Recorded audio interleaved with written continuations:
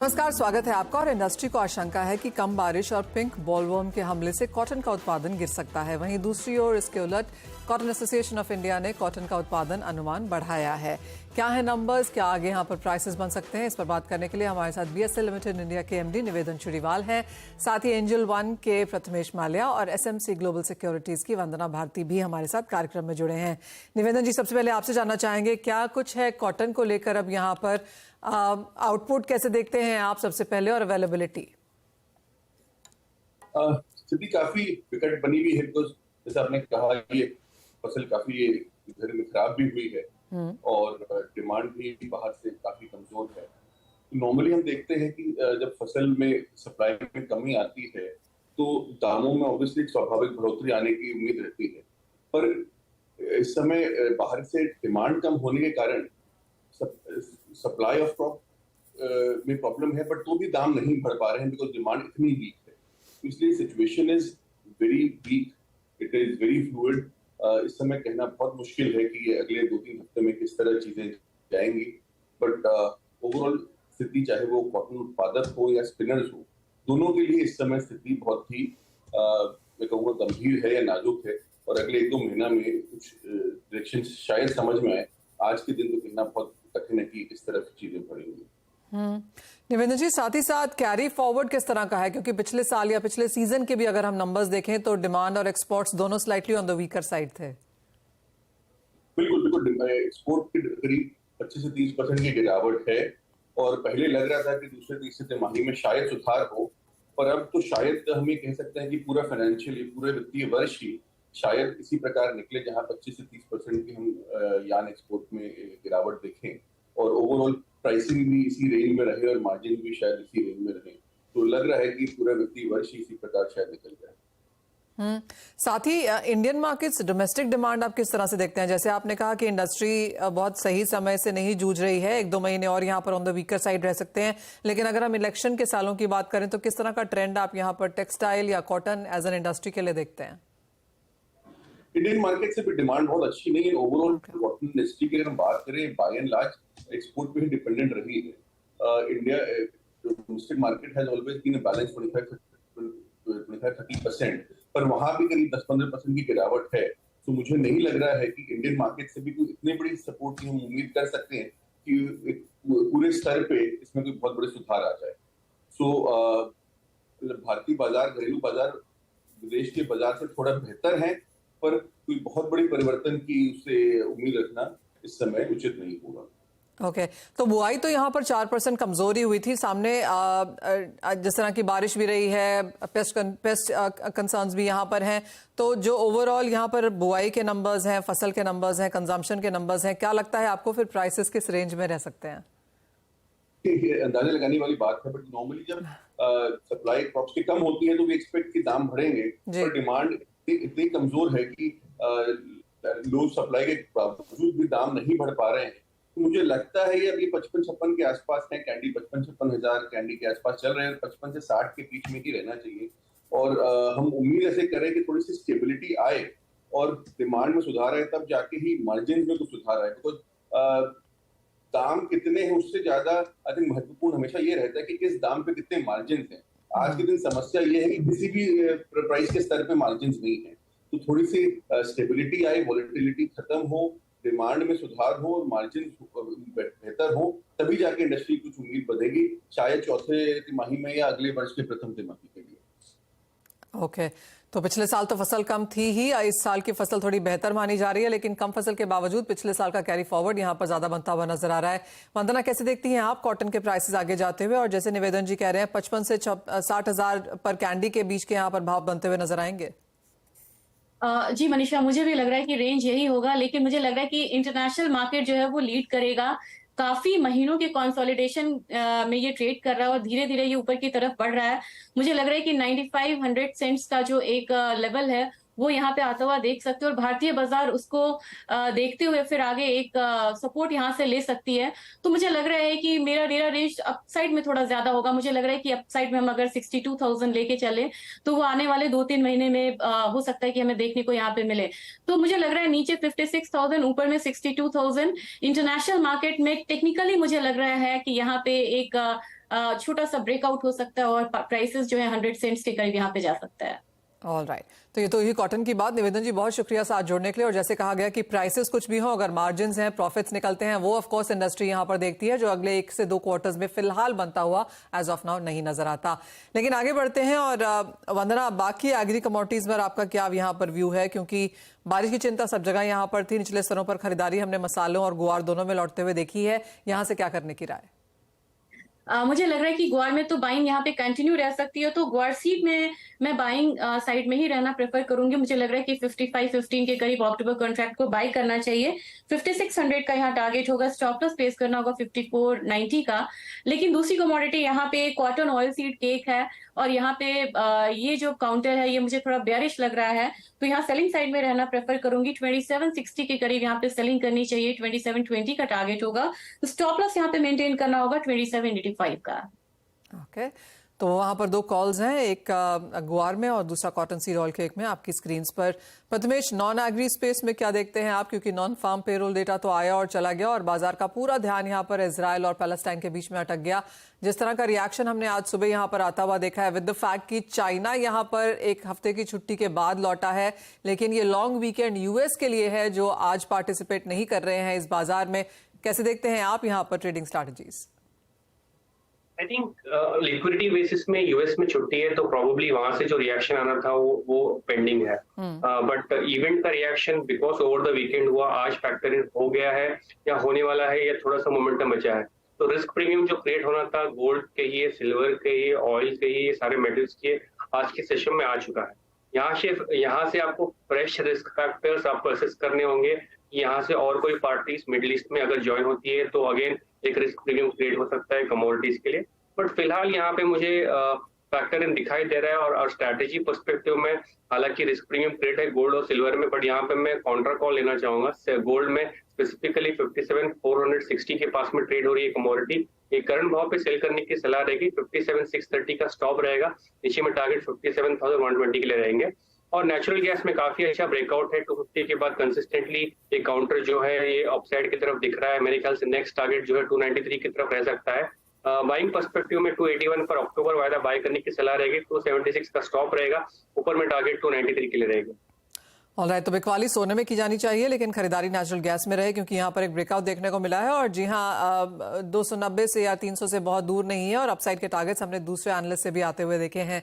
Prathamesh, crude में अब यहाँ पर क्या करने की राय है? पिछला हफ्ता 8% गिरावट वाला था, इस हफ्ते की शुरुआत ही 4-4.5% ऊपर हुई है। आई थिंक बेटर है यहाँ पे अगर आप ऑप्शंस में ट्रेड ले तो ज्यादा बेटर है, फ्यूचर्स में ट्रेड ना करें। और अगर आप वोलेटिलिटी बेयर नहीं कर पाए तो आप क्रूड से दूर ही रहे, वो ज्यादा बेटर स्ट्रेटेजी होगी। बट फिर भी अगर किसी को रिस्क लेकर ऑप्शंस में, बिकॉज खाली प्रीमियम लॉस होता है और प्रोबेबली ट्रेंडिंग मार्केट है और रिस्क प्रीमियम और क्रिएट हो सकता है, मेरे ख्याल से 7,200 का कॉल ऑप्शन जो है खरीदना चाहिए। 200 के आसपास में मिल रहा है, 160 का स्टॉप लॉस रहेगा, ऊपर में टारगेट अराउंड 300 के लिए रहेगा। बात अब यहाँ पर मेटल्स की भी कर लेते हैं, क्योंकि यहाँ पर आज खरीदारी देखने को मिली है। इनिशियली शुरुआत यहाँ पर हल्की सी ऑन द वीकर साइड हुई थी, लेकिन प्रथमेश जिस तरह का बाउंस बैक हमने कॉपर में, एल्यूमिनियम, जिंक सभी में आधे से % से ज्यादा की तेजी, यहाँ पर क्या करने की राय है? आई थिंक जिंक आप कई बार देखेंगे 226 और 230 ये 2 पॉसिबल भाव आपको दिखते हैं और फिर वहां से रिवर्स हो जाता है। फिलहाल 223 पर है, यहाँ पर 224 मेरे ख्याल से आपको यही भाव पे लेने की सलाह होगी। 221.5 का स्टॉप रहेगा, ऊपर में 227 और 230 के टारगेट रहेंगे। और दूसरा जो है कॉपर में 712-713 के आसपास काउंटर ट्रेड हो रहा है, यहाँ पे सेल करने की सलाह रहेगी। 715 का स्टॉप रहेगा, नीचे में टारगेट 706 के लिए रहेगी। ओके, वंदना, नॉन एग्रो में आपकी टॉप ट्रेड यहाँ पर क्या रहेगी, specially metals as a sector में? मुझे लग रहा है कि चाइना के ओपन होने के बाद थोड़ा सा यहाँ पे स्ट्रेंथ दिख सकता है और जिंक में मुझे लग रहा है कि बाइंग कंटिन्यू रह सकती है। यहाँ पे अक्टूबर कॉन्ट्रैक्ट में तो 224 के करीब यहाँ पे बाइंग रिकमेंडेशन रहेगी, 226.5 का टारगेट रहेगा, स्टॉप लॉस यहाँ पे लगाना होगा 223 का। और एक मुझे एनर्जी काउंटर में अच्छा लग रहा है, मुझे लग रहा है कि नेशनल गैस पे हर टिप पे यहाँ पे बाइंग आ सकती है, एक अच्छा खासा ब्रेकआउट है, तो 280 के करीब यहाँ पे बाइंग की सलाह रहेगी, 295 का टारगेट होगा, स्टॉप लॉस यहाँ पे रखना होगा 273 का। आप दोनों की ट्रेडिंग स्ट्रैटेजीज जो एक तरफा है यहाँ पर वो क्लियरली नेचुरल गैस में और जिंक में उभरती हुई नजर आ रही हैं। फंडामेंटल्स भी यहाँ पर बेहतरीन हैं और काफी समय से ये थोड़ा सा बेटर परफॉर्म करते हुए भी नजर आए हैं, तो बाइंग की कॉल्स वहां पर आती हुई। प्रथमेश, आप डॉलर इंडेक्स को अब यहाँ पर कैसे देखते हैं, क्योंकि 107 तक के लेवल छूने के बाद कुछ मुनाफा वसूली अब यहाँ पर देखने को मिली है, लेकिन जो सेफ हेवन बाइंग प्रीमियम है वो सोने में तो इस बार स्ट्रांगली आया ही है। क्या उसका फायदा डॉलर इंडेक्स फिर से उठाता हुआ नजर आएगा?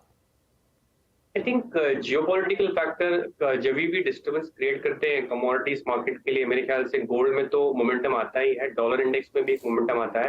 हालांकि 106.5 हालांकि 50 बेसिस पॉइंट्स का ही जस्ट हल्का सा नॉर्मल करेक्शन है। मेरे ख्याल से वापस ये पॉसिबिलिटी 110 की और तरफ देखते हुए बढ़ सकता है। मेरे ख्याल से यहाँ पर डॉलर में और स्ट्रेंथ आने की उम्मीद रख सकते हैं। ओके, सो डॉलर में और हल्की सी तेजी यहाँ पर देखने को मिल सकती है और उसका इम्पैक्ट ऑफ कोर्स हम यहाँ पर कमोडिटी मार्केट्स में भी आता हुआ देखेंगे। एक फाइनल सवाल रुपए पे भी लेना चाहेंगे, और वंदना यहाँ पर क्या सेंस देखती हैं आप, क्योंकि 83.25 तक के लेवल्स के आसपास कारोबार आज देखने को मिला? जी, कंसर्न अब यहाँ पे आ गया है मनीषा, और भी स्ट्रांग हो गया, तो मेरे ख्याल से डॉलर इंडेक्स मुझे 108 की तरफ मुझे लग रहा है कि आ सकता है, और अगर वॉर अनफॉर्चुनेटली एस्केलेट होता है तो मेरे ख्याल से 7400 तक हम क्रूड को भी यहाँ पे एक्सपेक्ट कर सकते हैं। तो इसका इम्पैक्ट जो है रुपए में देखने को मिल सकता है। तो 83.85 तक मुझे लग रहा है कि अगर डिप्रिशिएट होता है तो 83.65 से लेके 83.85 तक के जो लेवल्स हैं वो आता हुआ यहाँ पे हम देख सकते हैं। ऑलराइट, तो ये इम्पैक्ट्स ऑफ कोर्स यहाँ पर बाजार में देखने को मिलेंगे। डॉलर इंडेक्स, क्रूड और साथ ही साथ रुपए पर इसका क्या इम्पैक्ट है वो देखना जरूरी है। ऑफ कोर्स जिस तरह की चिंताएं हमने अंतर्राष्ट्रीय बाजारों में जियोपॉलिटिकल प्रीमियम के हिसाब से आते हुए देखी हैं, ज्यादातर जानकारों का मानना है कि भारत उससे एज ऑफ नाउ अछूता रहेगा, क्योंकि इलेक्शन से पहले बहुत ज्यादा फ्यूल प्राइस राइज हम शायद बनता हुआ नहीं देखेंगे, तो उसका एक फायदा ऑफ कोर्स इंडियन कंज्यूमर को यहाँ पर लगाता रहेगा। इन एनी केस कच्चे तेल में भी हमने देखा है कि 95-96 का स्तर छूने के बाद अब यहाँ पर 90 के नीचे ही कारोबार है।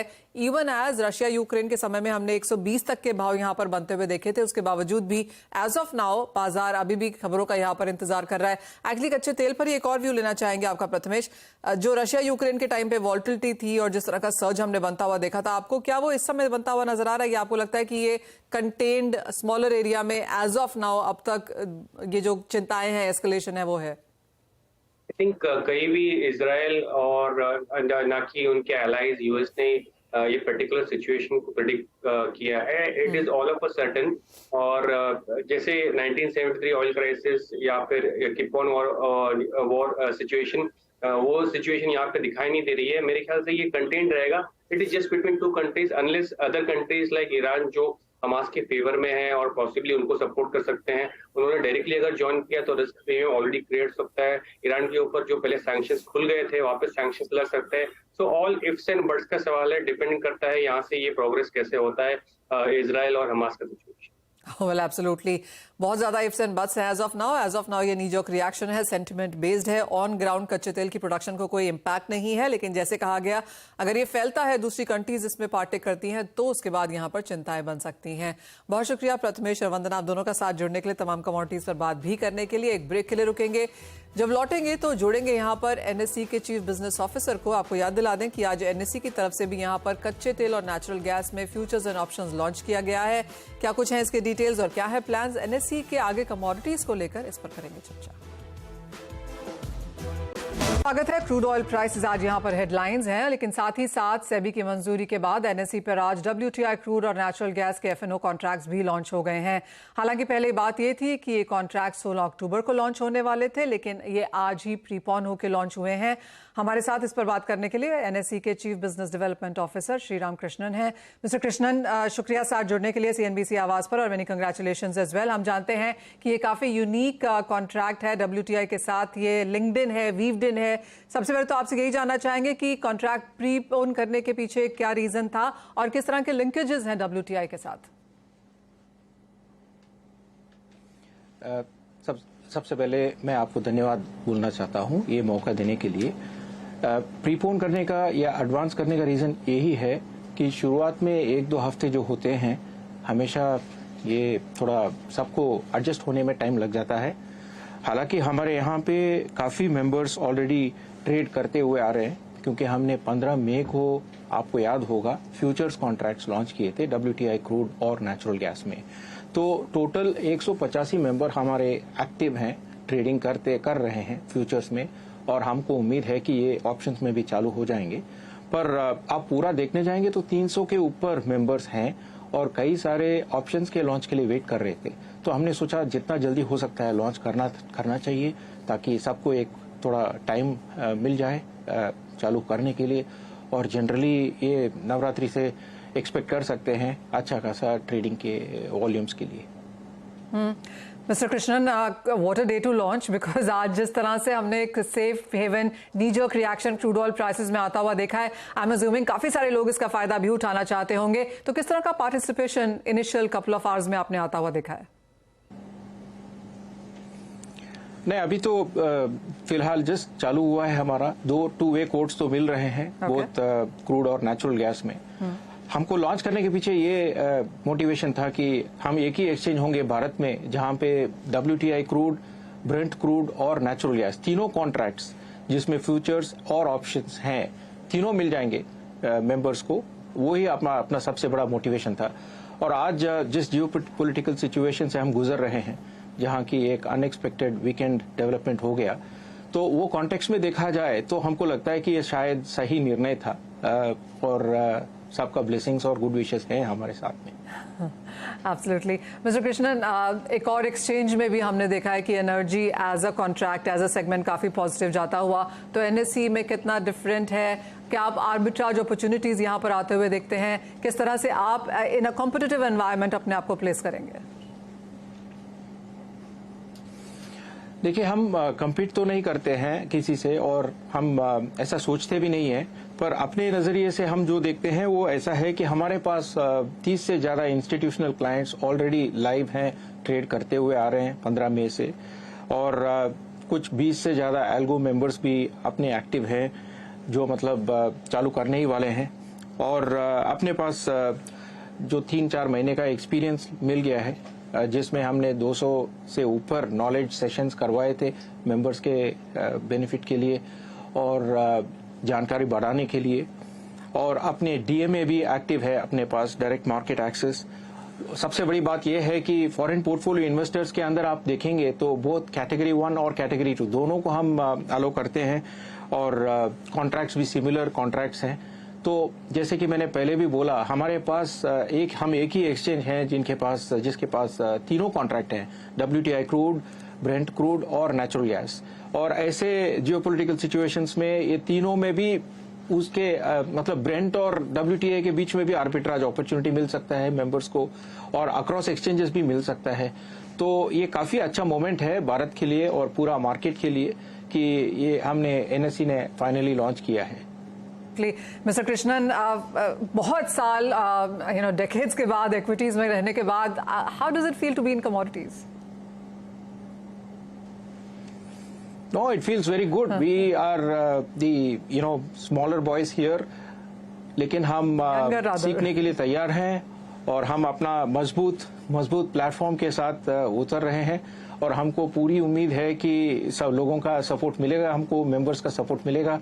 और जिस हिसाब से हमने इक्विटी डेरिवेटिव्स में ट्रेडिंग देखा है ओवर द लास्ट 2+ डेकेड्स, वैसा ही रिसेप्शन कमोडिटीज में भी हमको मिलेगा, उसमें कोई शक नहीं है हमारे माइंड में। मिस्टर कृष्णन, अब जब हम यहाँ पर कमोडिटीज की बात कर ही रहे हैं तो NSE का जो प्रोडक्ट पोर्टफोलियो और अदर कमोडिटी पोर्टफोलियो है उससे क्या एक्सपेक्ट किया जा सकता है? नहीं, देखिए, अभी आप कमोडिटीज में हमारा प्लस पॉइंट का आप पूछेंगे तो मैं एक ही बोलूंगा कि गोल्ड में अगर आप देखेंगे तो MCX के पास जो है कॉन्ट्रैक्ट्स वो हमारे पास भी हैं। और सिल्वर में आप अगर देखेंगे तो जो कॉन्ट्रैक्ट्स मार्केट में हैं वो सारे कॉन्ट्रैक्ट्स NSE के पास हैं। और base metals aluminium, copper, zinc, निकल और लेड, ये 5 बेस मेटल्स का आप जहां तक देखेंगे वो भी हमारे पास सारे कॉन्ट्रैक्ट्स का अप्रूवल है लगभग और हमको सिर्फ लॉन्च करना बाकी है। तो एक तरफ से हम एक वायबल ऑल्टरनेटिव ऑप्शन बन जाएंगे मार्केट के लिए, जो सबसे बड़ा इंपॉर्टेंट ऑब्जेक्टिव है at this point in time, क्योंकि हमको मार्केट को एक और ऑप्शन देना भी बहुत जरूरी है और जिससे कि जैसे आपने बताया आर्बिट्राज अपॉर्चुनिटीज भी पॉसिबल हो जाएंगे और खास करके जिसको एफिशिएंसी चाहिए और जो ऑलरेडी इक्विटी डेरिवेटिव्स हमारे प्लेटफॉर्म पे ट्रेड करते आ रहे हैं उनको ज्यादा एफिशिएंसी मिल जाएगा कैपिटल डिप्लॉयमेंट में। और फॉरेन पोर्टफोलियो इन्वेस्टर्स का जहां तक सवाल है, उनको स्टेबल क्लियरिंग कॉर्पोरेशन पसंद है जहां पे बहुत बड़ा सेटलमेंट गारंटी फंड हो। हमारा एनएससी का क्लियरिंग कॉर्पोरेशन आप देखेंगे तो AAA रेटेड है और बहुत बड़ा सेटलमेंट गारंटी फंड भी है हमारे पास। तो ये सब पॉइंट्स जो है बहुत सारे इन्वेस्टर्स को और मेंबर्स को काफी मायने रखते हैं और इसलिए हमको लगता है कि हम अच्छा करेंगे ये सेगमेंट में भी। Clearly that. मिस्टर कृष्णन, बहुत शुक्रिया हमारे साथ आज यहाँ पर बात करने के लिए। कंग्रेचुलेशंस उस कॉन्ट्रैक्ट लॉन्च के लिए एंड वी रियली होप कि आपसे बार बार वहाँ पर बात होगी और बेहतर यहाँ पर पार्टिसिपेशन एंड मूवमेंट्स भी देखने को मिलेंगे। बहुत शुक्रिया।